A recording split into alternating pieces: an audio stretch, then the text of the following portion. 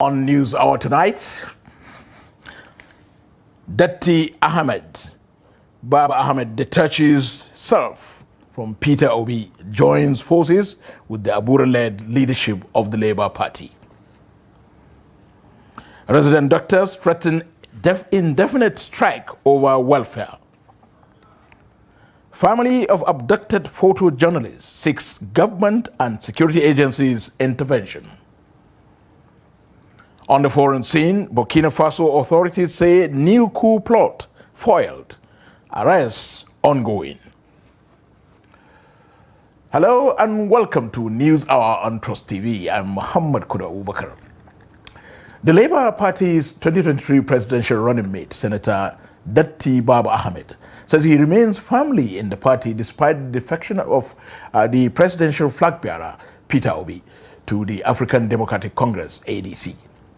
Baba Ahmed dismissed the wave of defections as driven by personal interests, insisting he will not abandon the over 6 million votes won by the Labour Party in the last election to pursue what he described as uncertain political alignments.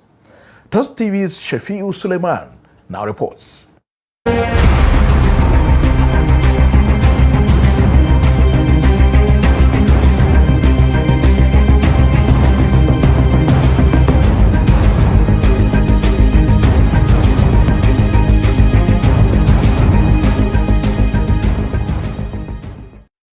The gathering is aimed at projecting continued grassroots support for the Labour Party, which finished third in the 2023 presidential election. Party leaders say Peter Obi's exit has not diminished the party's base and will not weaken its prospect ahead of the 2027 polls. We have seen a lot of events happening. Some people who have tried to hijack the party from its legitimate leadership have failed. And as a result, they find themselves not comfortable among the midst of those people who have sheltered them. So we're very happy that we remain united, we remain resolute, and we continue to remain prayerful for the 2023. They still can say the fact that Nigerians were in solidarity with us. Some people that benefited from the party was hoping and wishing that the party will collapse. But following the support of the Nigerian people who believed in the ideology of the party, who believed in the program of the party, who believed that Labour Party is the only answers to the socio-economic conditions of Nigeria, have stood firmly with the party. Speaking on his decision to remain, Senator Datti Baba Ahmed says loyalty to the party goes beyond personalities. He says his focus is on rebuilding the Labour Party and pursuing what he describes as a people-driven political alternative, rather than joining what he called a recycled political class. I have not left Labour Party because Labour Party won a presidential election. I have not left Labour Party because I am not satisfied with a coalition of disgruntled politicians who could not even challenge 2023 constitutional breaches. I will not leave Labour Party because of the promise it holds. I therefore remain a loyal Labour Party member, and I make myself available to fix Nigeria. But even as new political alignments take shape, the Labour Party continues to grapple with internal disputes. The lingering crisis has already cost the party its place in the upcoming FCT area council elections scheduled for February, with its candidates excluded from the contest. For observers, the challenge for the Labour Party now is clear. Can it survive beyond its 2023 momentum and translate loyalty into structure ahead of 2027? Shafiu Suleiman, Trust TV News, Abuja. In another development, the Independent National Electoral Commission, INEC, has excluded Labour Party candidates from the February 21st, 2026 Federal Capital Territory Area Council elections, citing absence of valid court order. In a statement on Wednesday, INEC said it did not issue access codes to the Labour Party for candidate uploads due to unresolved internal leadership disputes that dates back to 2024. The Commission noted that the Supreme Court in April 2025 ruled that the tenure of the Julius Abure-led National Executive Committee had expired. INEC explained that despite the judgment, the Abure faction conducted primaries, prompting the Commission to exclude the party. Several court cases filed by the party to compel INEC to reverse the decision were either dismissed or lapsed. According to INEC, the most recent interim order directing the Commission to upload candidates expired on December the 23rd, 2025 and was not renewed. The Commission said it will await the final determination with courts, while Labour Party candidate Okeke Kingsley expressed optimism that the issue will be resolved in the party's favor.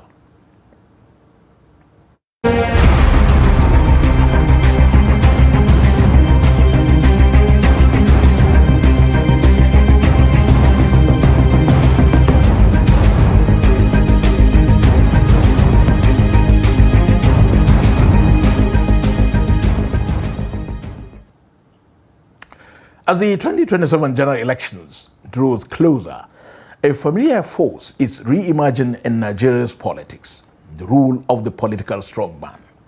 From the early years of independence to the present day, power in Nigeria has often rested not with institutions, but with dominant individuals. Men who command loyalty, control party structures, and decide who rises or who falls. While democracies elsewhere largely depend on law and process, Nigeria's politics still bends to the will of the big man. Against the backdrop of these growing clashes between former governors and their successors, Trust TV's examines the grip of strongman politics and what it means for Nigeria's democratic future. Ibrahim Ismail now reports. Since the 1960s, Nigeria's politics has revolved around dominant figures.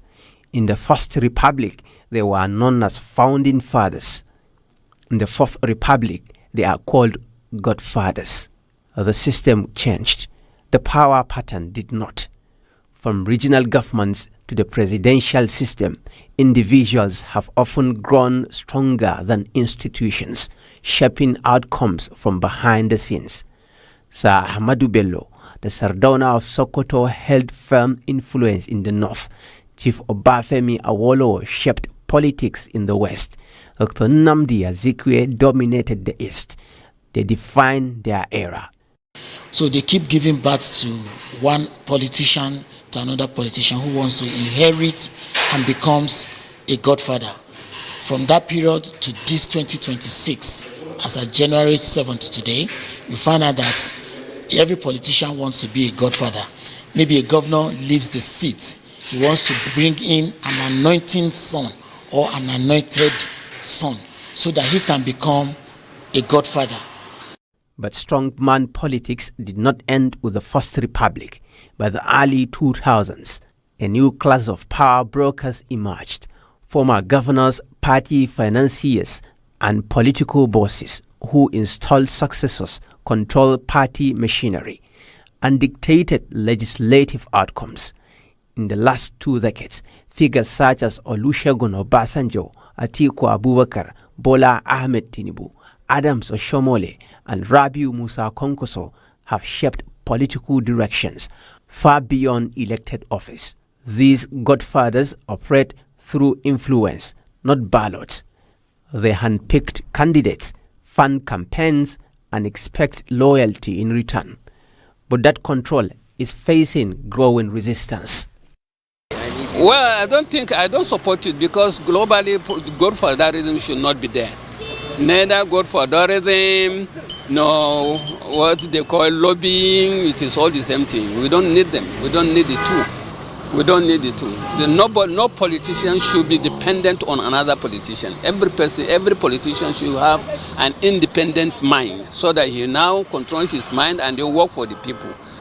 They want to make sure that their children be in government till eternity, and which is very, very bad. So, in my own idea is that there should be an agreement.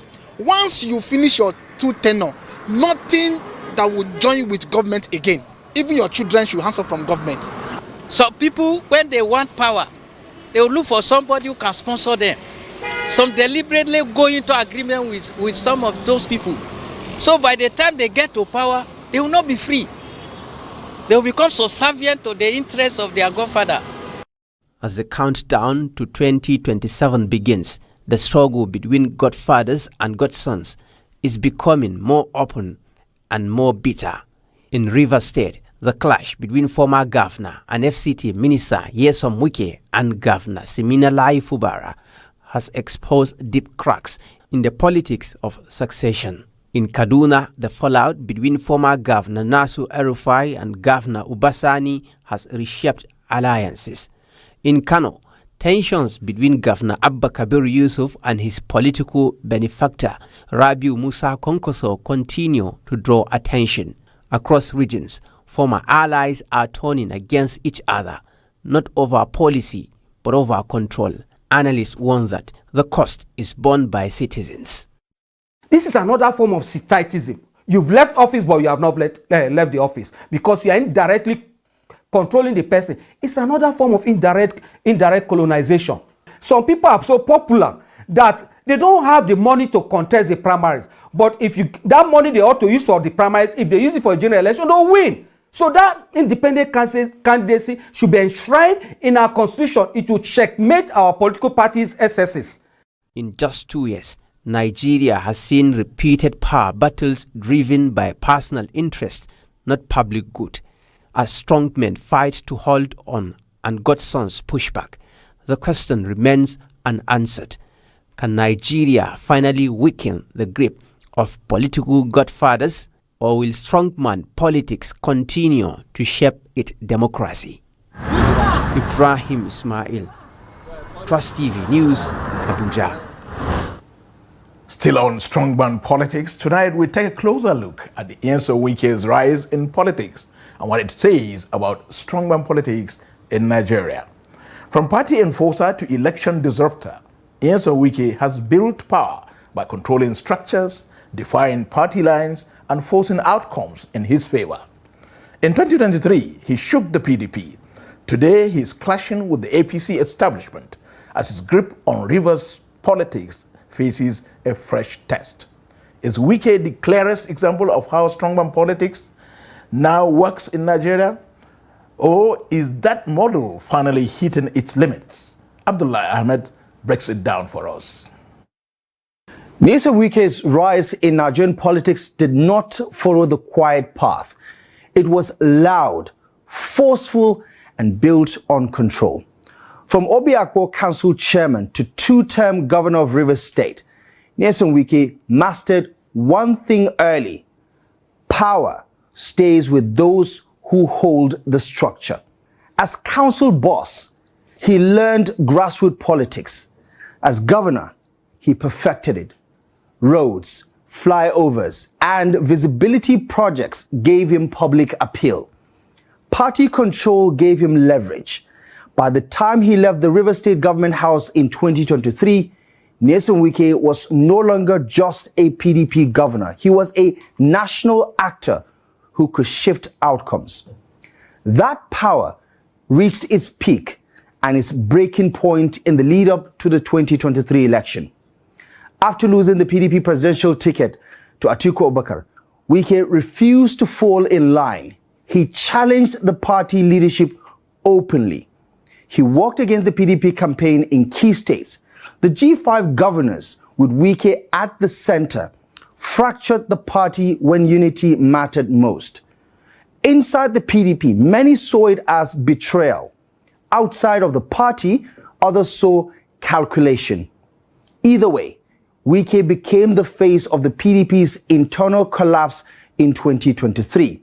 He didn't leave the party then, but he broke it from within. That moment defined his image as a political mercenary, loyal to interest, not platform. He backed power, not party, and power rewarded him. President Bola Ahmed Tinubu's decision to appoint Nyesom Wike as FCT minister came to most as a surprise. A PDP heavyweight walking into an APC government was somewhat unprecedented. For Wike, it was proof that disruption pays. For the APC, it was a gamble, one that is now showing some cracks. Wike entered government without entering the party. That distinction matters. He wielded influence but lacked party cover. He spoke loudly on Rivers politics while holding a federal role. That tension has now spilled into the open. His public clash with APC National Secretary Ajibola Basiru marked a turning point. Basiru's call for Wike to resign from the government was not casual. It was somewhat of a message that the APC was drawing a line in the sand. At the heart of the dispute is still Rivers State. Governor Siminalayi Fubara, once Wike's political heir, has drifted away from him politically. With his movement into the APC orbit, party leaders are repositioning Fubara as the face of the APC in Rivers State. That shift sidelines Nyesom Wike, the same man who once decided who mattered politically in Rivers State. Wike's pushback was expected. His warning to Basiru and others in the APC to leave Rivers State alone reflects an old belief. Rivers politics belongs to him. But the APC does not run on personal fiefdoms. It runs on party hierarchy, and Nyesom Wike sits outside of that hierarchy. For the first time in years, Wike is powerful but somewhat isolated. The PDP no longer trusts him. The APC does not fully own him. His influence now depends on relevance, not structure. Now that is a dangerous place in Nigerian politics. Wike's rise in politics was built on disruption. His present struggle shows the limit of it. Parties can't tolerate a mercenary when he delivers result. They push back when he threatens order. As Rivers politics realigns and 2027 approaches, the question is no longer how loud Wike is, but how much ground he still controls. Power moves on. Structures replace personalities, and even the strongest disruptors eventually face the system they once bent. Thank you, Abdullahi, for that incisive report. Away from politics, patients across Nigeria are bracing for tougher days in public hospitals as resident doctors prepare for an indefinite strike. The action follows what doctors described as the federal government's repeated failure to honor agreements reached on their welfare, despite months of talks and written commitments. Habibat Ajayi has this report. Resident doctors across 91 tertiary health institutions have withdrawn their services indefinitely, effective from 12 midnight Monday, January 12th. The decision affects teaching hospitals and federal medical centers nationwide, facilities that serve millions of Nigerians who depend on public health care. The doctors say the strike is unavoidable. They accuse the federal government of failing to implement a memorandum of understanding signed to address issues ranging from allowances to working conditions. Government officials insist they are acting in good faith, pointing to a 90 billion naira annual increase in health workers' allowances as proof of commitment to stability in the sector. But the National Association of Resident Doctors disagrees. Its president, Dr. Mohammed Osman, says repeatedly delays, shifting positions, and incomplete implementation have eroded trust. When they were capturing these areas that were not paid until end of last year, they didn't capture it in the budget as a personnel expenditure. They said they captured it in service-wide vote. Eventually, that money was nowhere to be found. And then they had to run back to the president to remobilize money to be paid. So they want to put this same professional allowances table that they corrected. It's a correction, it's not a salary increment. They want to still do the same method so that by next month, the month after that, we'll still come back to the same problem. Yesterday's meeting, as presided over by the Honorable Minister of Labour and Employment, was very positive. Because as we took each and every of these 16 items, we agreed that what was in the MOU was going to be done. This morning, I saw press statements coming out of the Ministry of Health, even going against what was discussed yesterday. So even amongst the federal government, while the Ministry of Labour is conciliating amongst everybody and saying, let's go and implement the MOU, the Ministry of Health apparently is looking at issues differently. I hope that harmonization will happen between them so that we'll finalize on these issues, solve them. There's still time so that Monday doesn't necessarily have to happen. For resident doctors, the dispute is not only about pay, it is about fatigue, safety, and a system that keeps asking them to sacrifice without keeping its words. In hospital, the impact is already visible. Patients face longer waiting times, postponed surgeries, and limited access to emergency care, especially in overstretched public facilities. Over 10,000 doctors have left Nigeria. Our numbers as resident doctors has dropped from 25,000 in 2014 across all of the federation to now less than 11,000. So the work is enormous. Already patients are suffering because of lack of numbers, and it is important for federal government to sort out this issue so that this suffering will be mitigated. It will increase death rates actually because there won't be proper support in the medical line actually because the doctors are like the head of the medical line, so we need them as the backbone that they are in the hospital and in medical field actually. And government have to pay them, and if the government pay them, they call by because we are very suffer if they go strike. That is why. Health analysts warn that nationwide strike poses a deeper problem. They say persistence, industrial dispute, poor planning, and weak follow-through are widening crack in Nigeria's healthcare system, pushing it further behind global standards and placing lives at risk. As stock store and hospital struggles, ordinary Nigerians are once again caught in the middle. Habibat Hajayi, Trust TV News, Abuja. To another sad news, the family of a former AIT staff, Omar Usman Iyale, who was kidnapped by gunmen at his residence in Danohonu's second Millennium City, Chikun local government area of Kaduna State, has appealed to the government and security agencies to intensify efforts to rescue him and reunite him with the family. The appeal was made when Trust TV's Bello Musa visited the residence of the kidnapped victim on the outskirts of Kaduna metropolis. The family said they are still devastated by the abduction of Omar Musa. The report. On the night of the incident, Omar Usman reportedly had his dog barking and went behind the house to check for possible danger, as the community had recently recorded a series of kidnappings. After returning into the house, gunmen reportedly gained entry through the fence and met him in his room. They ordered Omar Usman to follow them at gunpoint. His wife, Hawa Al-Hassan, who witnessed the abduction, narrated her shocking experience. They came day before yesterday around 9 o'clock. They meet my husband, Paulo, and me, I don't already day inside the sleep.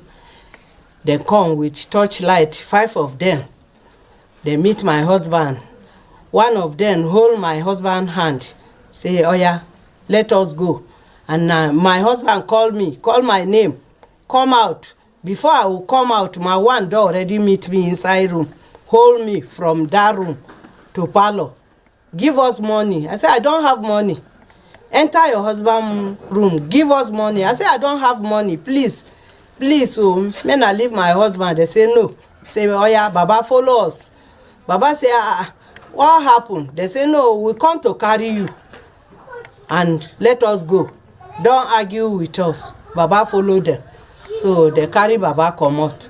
She said the gunmen carried out the operation smoothly and threatened to shoot her if she cried out for help. Small boys, some maybe 15, 14, 17. Then come with a gun, with cutlass, all of them. It's only one person cover face, ma. They just tell me, say, if I shout, they will shoot me. So I shout, oh, nobody come out for me. Oh. I shout. And there I call my son.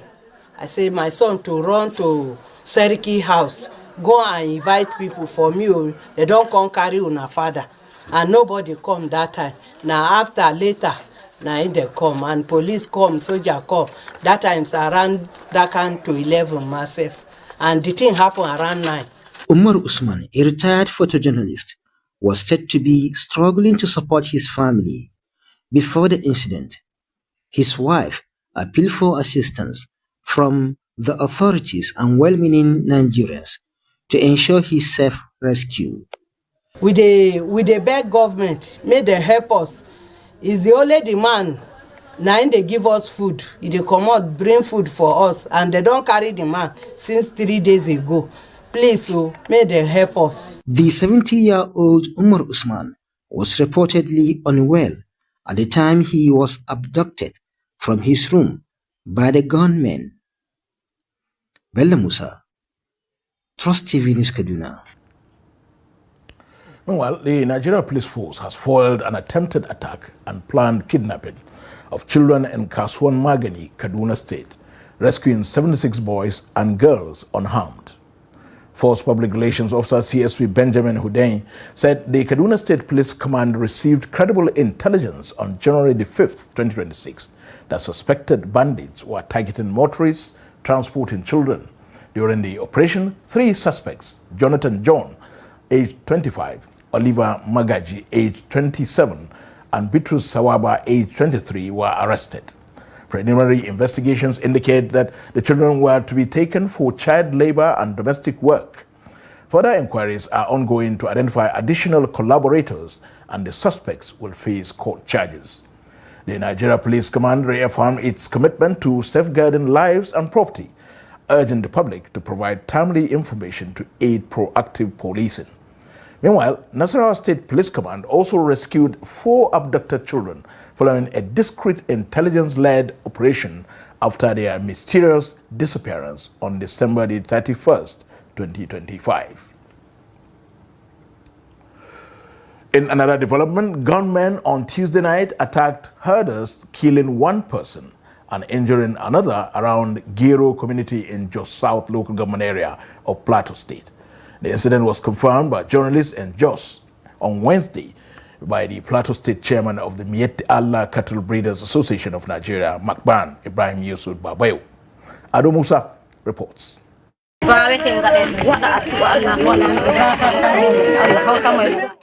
Members of the herding community said the attack occurred at about 8 p.m. on the outskirts of Gero community in Jos South local government area, while the victims were returning to their cattle shed.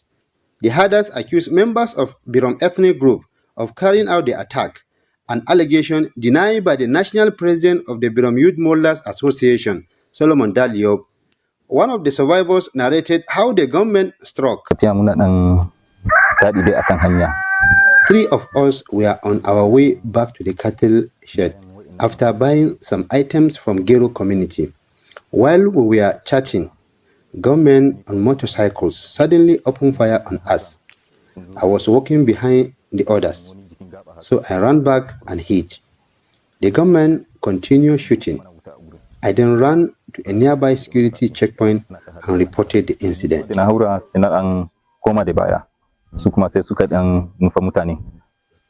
Community leaders and relatives of the deceased condemned the attack, describing it as gruesome and unprovoked. These things are happening in a diverse dimension. Sometimes it looks like guerrilla attack, like hit and run. Sometimes it is shooting cows. So it comes in different dimensions. Particularly this one that happened some 3 weeks ago. The same person that is lying in his grave now lost his cows through shooting from the same direction. So he lost 9 cows. So and he met his death. So we don't know. We are made to be confused. So we can't comprehend what is the real motive behind what is happening. Wannan abun ba farkon abun ba kenan. Ranar 20 ga wata. This is not the first time we are experiencing this kind of attack. On October 20, 2025, our Hada, Shehu Isa, was killed without provocation, and his body has not been found. We asked our youth to remain calm. Some days later, Muhammad Usman was also killed unjustly. These are just a few instances. They either kill our people or our cattle. These atrocities must be thoroughly investigated. The mother of the deceased also expressed grief. While urging their members to remain calm and law-abiding, the community called on security agencies to intensify efforts to arrest those responsible for the attack. Ado Musa, Trust TV News, Jos. Suspected armed herders on Tuesday evening killed 5 farmers in Udeku Mavia Community Mbakol Council Ward in the Turan district of Kwande local government area, Benue State. Local sources say the attack occurred around 4 in the evening while residents were harvesting yams and bambara nuts, disrupting farming activities in the area. The chairman of Kwande local government area, Tersu Yarkwan, confirmed the killings, noting that the attackers lingered after the assault, heightening tension. He described Kwande as a vulnerable border area with Cameroon, where difficult terrain complicates security operations. Yarkwan warned that repeated attacks during harvest season threatens food security. Community leaders say residents continue to suffer assaults, destruction of crops and homes, and forced closure of schools, churches, and markets. In another development, bandits have attacked the National Park Service office in Oloka Orire local government area of Oyo State. The attack that happened on Tuesday night led to the death of 5 National Park Service officials. Police authorities in the southwestern state confirmed the incident on Wednesday. Although the spokesman for the Oyo State Police Command, Ayanlade Olayinka, confirmed the attack, he noted that security chiefs are currently en route to the affected area. As at the time of filing this report, the bodies of the victims have not yet been recovered, as they are believed to be located within the surrounding forest area. A former Chief of Army Staff, Lieutenant General Farouk Yahaya, has filed a lawsuit against Major General Anjuma Hamisu Ali Kefi, retired, for allegedly linking him to terrorism financing. General Yahaya's former army spokesman, retired Brigadier General Sani Usman Kukashika, said the former army chief is taking legal action to defend his integrity after General Ali Kefi made the claim during a December 2025 interview on Arise television. The remarks were later amplified by Sahara reporters. General Yahaya has also served legal notices to both media platforms over what he describes as defamatory reports and publications. According to General Usman, Yahaya's legal action is aimed at protecting his honor, discouraging the spread of unverified allegations, and safeguarding public trust in national institutions. General Yahaya remains committed to professionalism, the rule of law, and accountability, and will not allow malicious falsehoods to go unchallenged.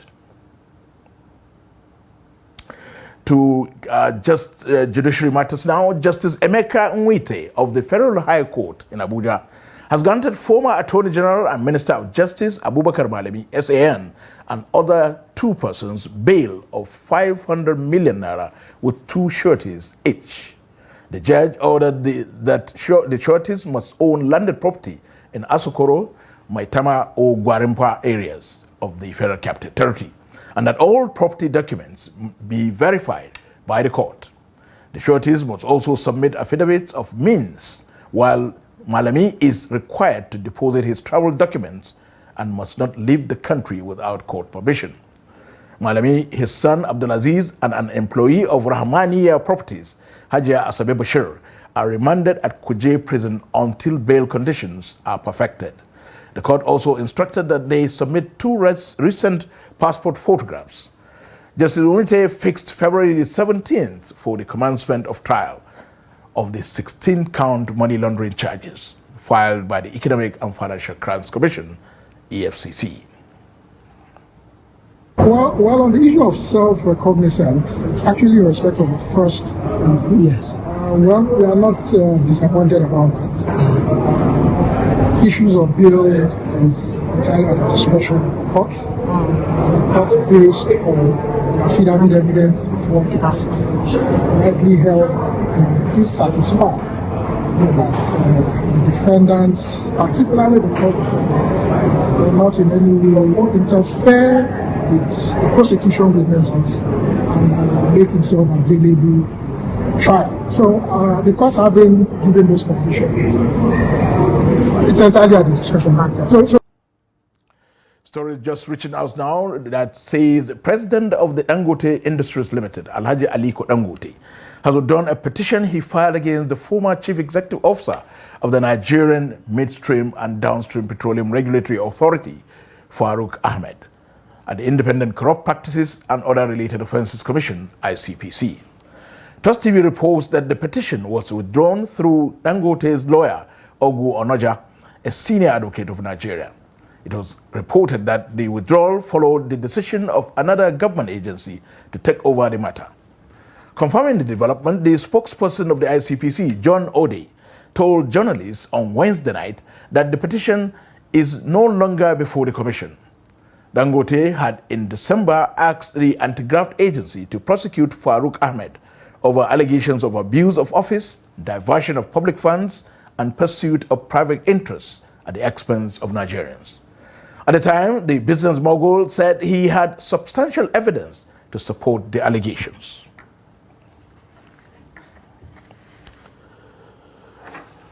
This is News Hour on Trust TV. Coming up after the break, Kano youths turn to entrepreneurship amid rising unemployment. We have more news when we return. Don't go away. Welcome back to News Hour on Trust TV. Let's take a look at our top stories again. Datti Baba Ahmed detaches with Peter Obi, joins forces with Abura-led leadership.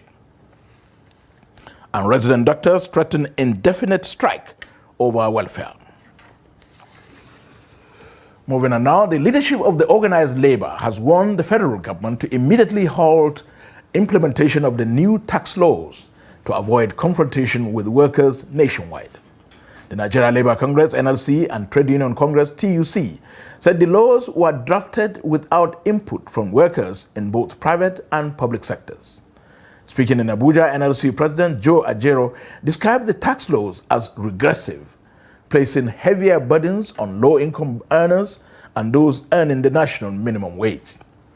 He argued and insisted that workers were deliberately excluded from the reform process and called for a review to prevent worsening economic hardship. Ajero further warned that continuing with the implementation could undermine public trust and democratic principles. He also urged the government to fully constitute the PENCOM board and engage labor unions meaningfully on policies affecting workers, including upcoming national minimum wage negotiations. The Osun State chapter of the People's Democratic Party has accused the All Progressives Congress of colluding with the police over events following the resumption of government workers under the Nigeria Union of Local Government Employees on Monday. In a statement, PDP Chairman Sunday Bisi alleged that the APC's defense of the police amounts to justification for unprofessional conduct and an attempt to sustain an illegal occupation of council secretariats by officials removed by court judgments.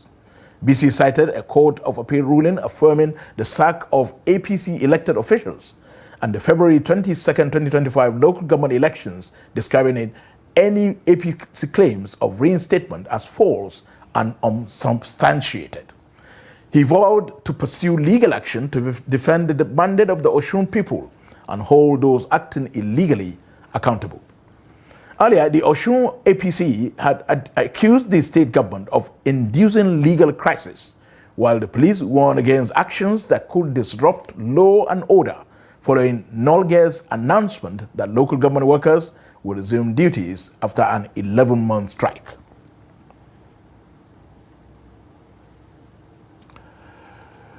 Still on politics, former President Goodluck Jonathan has pledged to play a more active role in the People's Democratic Party (PDP) as the party intensifies preparations for the 2027 general elections. This disclosure was made by the PDP National Chairman Tanimu Turaki, SAN, after he held a closed-door meeting with former President Goodluck Jonathan. The report. The high-level meeting held at the former president's office and lasted about 90 minutes. In attendance were members of the PDP National Working Committee, former governors, founding fathers of the party, and selected state chairmen. Addressing journalists after the meeting, Turaki said the delegation briefed Jonathan on the party's current state, challenges, and prospects, while also seeking his guidance and support. According to Turaki, Jonathan expressed a strong sense of obligation to the PDP, noting that the party had done everything possible for him politically. Turaki described Jonathan's remarks as reassuring, especially as the party prepares for off-season governorship elections in Ekiti and Osun states, as well as the 2027 general elections. We have solicited, as usual, for his support, for his guidance, for his advice, as always. And we have his assurance that he's still a card-carrying member of the People's Democratic Party. He's still active and will even be more active these days in the activities and affairs of the People's Democratic Party.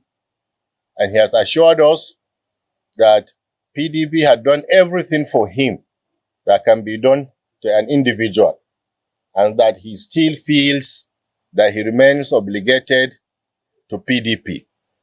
And his remarks and statements are not only reassuring, but indeed they are very, very encouraging. On the lingering internal crisis within the PDP, Turaki said not all issues can be resolved through litigation, adding that Jonathan offered private suggestions which the party leadership would consider. He confirmed the PDP's position as Nigeria's strongest opposition party, promising internal democracy, inclusivity, and an end to impunity. We didn't take any matter to court anyway, so we have an obligation to this party and indeed the generality of our members to go and defend those matters. But we believe that even after these matters are resolved one way or another by the courts, that we'll still come back those that are still useful to this party, those that have shown concern, those that have shown remorse, remarkable remorse, and who are willing to now continue to be loyal party men and women, will carry them along. Media reports last year speculated that Goodluck Jonathan may be considering a return to elective politics, but the former president has neither confirmed nor denied the reports. Notable personalities at the meeting included former Niger State Governor Babangida Aliyu, PDP founding father Professor Jerry Gana, and National Secretary Taufik Arakbaja. Jonathan declined to speak with journalists after the meeting, quietly escorting the delegation out. The PDP says Jonathan's renewed engagement is expected to strengthen party unity and boost its prospects ahead of upcoming elections. Away from politics now, historically, Kano has remained the enterprise hub of northern Nigeria.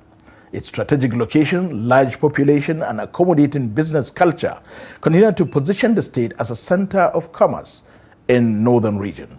With Nigeria's rising unemployment rate, youth entrepreneurship in Kano is no longer just a tradition. It has become a means of survival. As white-collar jobs grow increasingly unavailable, many young persons are turning to business, confronting risks, stiff competition, and economic uncertainty.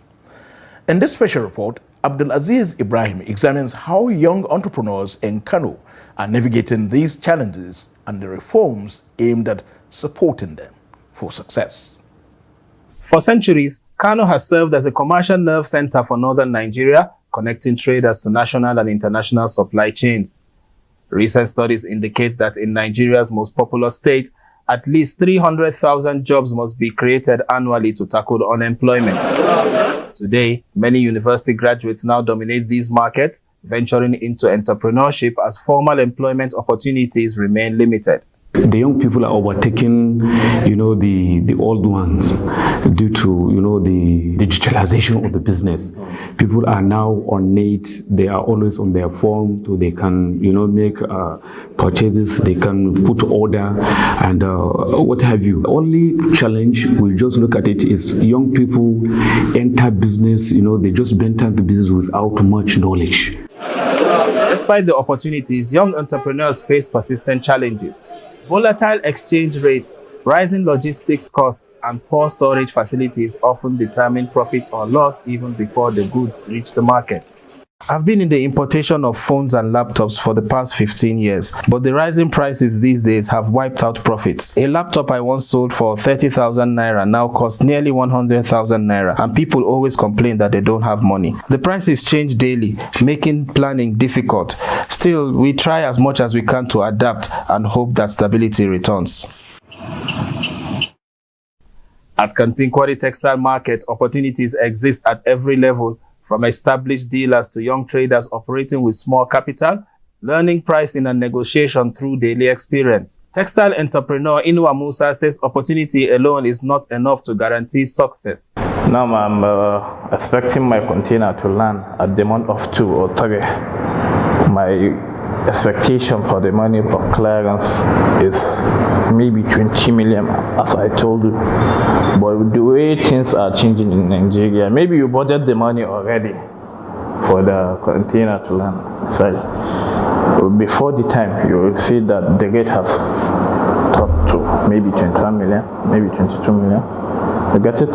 So that makes things to be very hard actually for people. In the agribusiness sector, Babuga Sanusi recounts losing millions of naira to market crashes and inadequate storage, a setback that forced him to rethink his approach through value addition and improved planning. That was 2 years ago. I bought Zobo for 25 million, and then I lost all. I can say I lost all the money because almost 99% of the money was lost because I lost over 23 million there. So, and I said, like, what can we do with this, with the same Zobo that we lost a lot of money? We can't just be packaging Zobo. Zobo is everywhere. Like, is there anything we can do to add more value to that Zobo, and then it should be in a packaged with different flavors? Nevertheless, government needs to help the situation. Honestly, the environment is not helping. The exchange rate is high, but the issue of exchange rate is another issue. It's another issue entirely. Nigeria is not productive, and once you are not productive, your exchange rate will not be favorable for you. So it's the young people that will change the situation. At a recent engagement with youths in the region, the Kano State Commissioner for Information and Internal Affairs said the state government is committed to youth employment and engagement in 2026 with record budgetary allocations. This government has set aside and also decided to make this 2026 a year for the youth, a year for the employment of the youth, a year for the engagement of the youth. So this year is the own, and this is the time we are having the highest allocation of budgetary allocation. We are talking about 1.47 trillion. So there are a lot of things that this government is ready to do. While many young entrepreneurs are eager to see how these promises will be implemented, they continue to take calculated risks in pursuit of financial stability. With the right skills, discipline, and supportive policies, experts say youth-driven business could remain a powerful engine of growth in one of Nigeria's most competitive commercial states. Abdulaziz Ibrahim, Trust TV News, Kano. From Kano Entrepreneurship Hub to business in the studio. Electricity distribution companies recorded improved revenue in the third quarter of 2025. as the federal government paid 458.75 billion naira in electricity subsidies. The Nigerian Electricity Regulatory Commission says DISCOs collected 570.21 billion naira out of 706.61 billion naira billed between July and September, raising collection efficiency to 80.7%, up from about 76% in the previous quarter. Despite the Band A tariff, subsidies still covered nearly 59% of generation company invoices due to frozen consumer tariffs and rising costs. Ikeja Disco recorded the highest collection efficiency at 100%, while Kaduna Disco posted the lowest at about 46%. The Nigeria Electricity Regulatory Commission says stronger revenue collection is vital to sustaining Nigeria's power supply. Meanwhile, oil prices extended losses on Wednesday after former U.S. President, oil prices extended losses on Wednesday after the U.S. President, Donald Trump, said Venezuela will hand over millions of barrels of crude to the United States. Crude has been volatile since Washington announced the removal of the Venezuelan President, Nicolas Maduro, and demanded full access to the country's oil resources. Prices fell as much as 2% on Tuesday and about 1% on Wednesday. Analysts say the proposed shipments reduce the risk of storage-driven output cuts in Venezuela, easing supply concerns, especially as OPEC Plus plans to boost production. Meanwhile, global equities were mixed after a record-breaking start to the year driven by strong interest in artificial intelligence stocks. Asian markets were mostly higher, though losses were seen in Tokyo and Hong Kong amid rising trade and geopolitical tensions. Despite this, analysts remain optimistic, citing expectations of looser monetary and fiscal policies in the year ahead.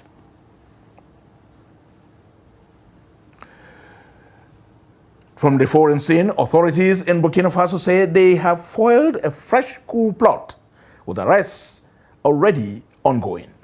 The alleged plan was uncovered late Saturday night, January the 3rd, before it could be executed. Speaking in a televised address, Security Minister Mahamadou Sana said the plot involved coordinated attacks and targeted assassinations of both civilian and military leaders, including the head of state, Captain Ibrahim Traoré. He said the operation was expected to begin around 11 p.m., but was thwarted through timely intelligence. Investigations are ongoing with suspects to be prosecuted. Authorities say security remains on high alert, praising intelligence agencies for averting what they described as another attempt to destabilize Burkina Faso. Meanwhile, Iran's military chief has warned that the country will respond to threats from foreign powers for an embarking of anti-government protests by the United States and Israel. General Amir Hatami said the Islamic Republic views the escalation of hostile rhetoric as a threat and will not tolerate it without taking action. The warning comes after the U.S. President Donald Trump threatened intervention if demonstrators are harmed, while Israeli Prime Minister Benjamin Netanyahu expressed support for the protesters. Iran's statement signals rising tensions in the region as foreign leaders weigh in on domestic unrest. Time now for Sports Update with Kabir Lawal.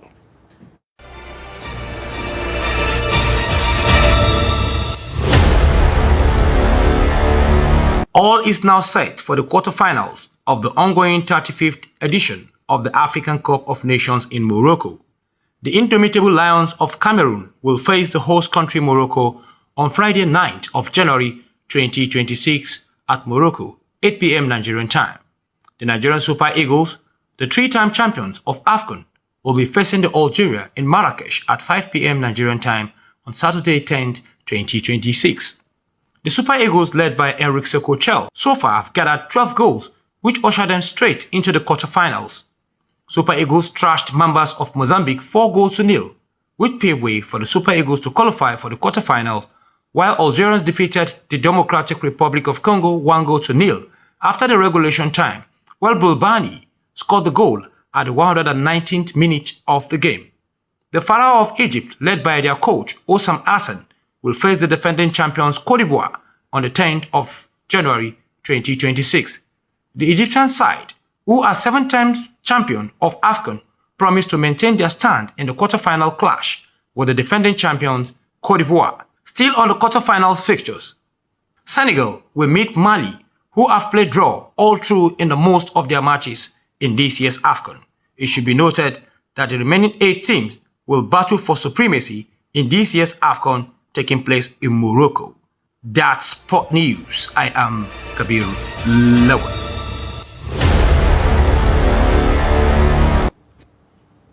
And that concludes the news hour on Trust TV. Do not forget to follow us across all our media platforms and join our YouTube live stream for more news. Thank you for watching and joining us. I'm Muhammad Kuda Abubakar. Good night.